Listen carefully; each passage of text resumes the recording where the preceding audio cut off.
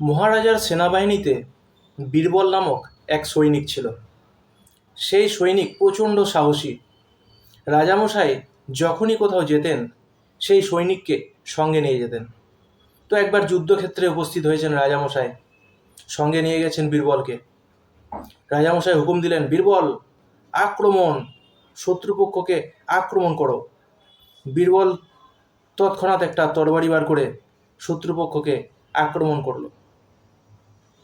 প্রায় 2 ঘন্টা যুদ্ধ চলল।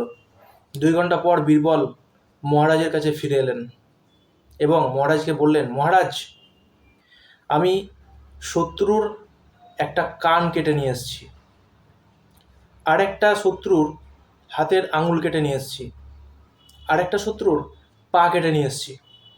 তখন মহারাজ জিজ্ঞাসা করলেন, আচ্ছা বীরবল, তুমি শত্রুর গর্দান কাটলে না কেন?